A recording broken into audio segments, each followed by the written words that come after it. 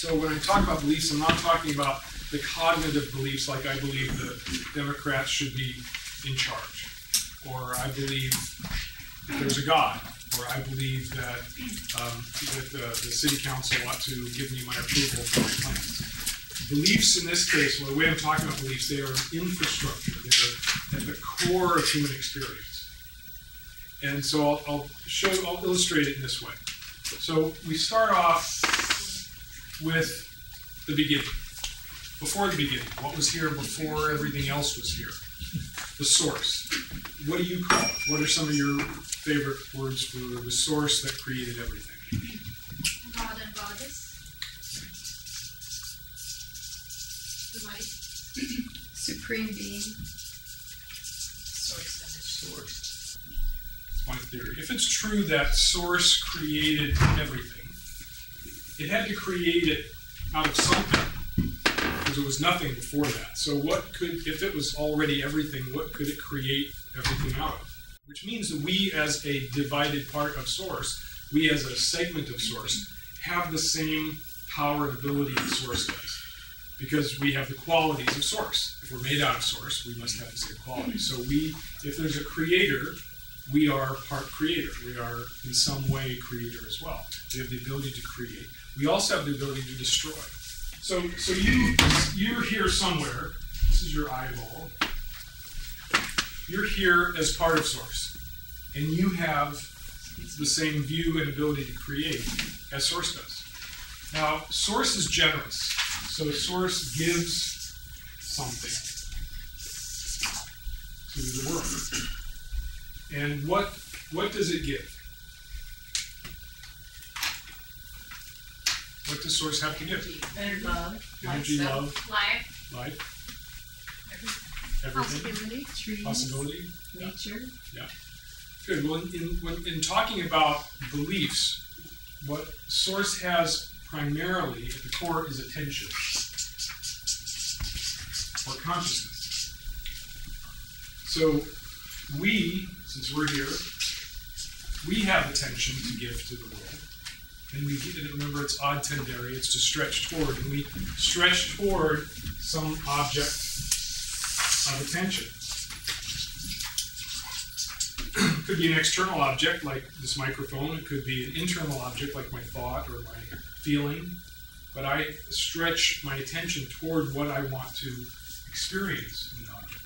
And something comes back to source after having stretched the tension out. And what is that? Experience. Experience. Perfect. Exactly. So we have attention, which we stretch toward things in the world and inward toward ourselves, and we get back as experience. So you could say that you, as part of source, have this same ability, and you do, the ability to create. Now, if this was all there was, then you would have a direct experience of whatever you attended to. You would stretch toward an object like the candelabra, and I would get a perfect reflection of what that object is, with nothing in between. It would be a perfect at-oneness with that object. And that happens from time to time when you're in spiritual reverie or Japanese nirvana. There's places where you're at one. You have those momentary experiences of, there's nothing in the way, it's just pure experience. But usually there's something in the way. And that something is like a lens that's in the middle of this process. And this lens we call beliefs. And when you're born, that lens is wide open. The child's eyes is looking at the world like this. Now they have certain built-in lenses. They can see certain spectrum of light, hear certain sounds. They can recognize faces built into the system. But pretty much it's wide open. And then what happens is our parents start indoctrinating us with the way the world is. They start by calling us a name. So Sonia, little baby Sonia, oh Sonia, you're so cute. And so we're hearing, they're directing attention to me, and they're calling me this name. And eventually we learn to recognize the name as ourselves. And so, I am Sonia. And so now we have a bit of cloud here. We have a filter. So when someone says, Sonia, you turn around and look. Right? So, and then they say, don't do that. That's bad. Oh, you're such a good girl when you do that. Oh, little girls should be pretty and cute. Boys don't cry. This is the right thing to do. This is the right thing to believe. So we begin filling in with beliefs. The lens gets thicker and thicker, and it's like a cataract in the eye. Pretty soon, all you can see is what's in the lens. And this is what happens.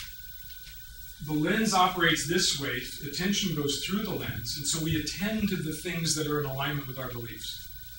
And then whatever experience is out here, the experience gets filtered through our beliefs. And we interpret our experiences through our beliefs. Now, it turns out this works this way for every belief you have.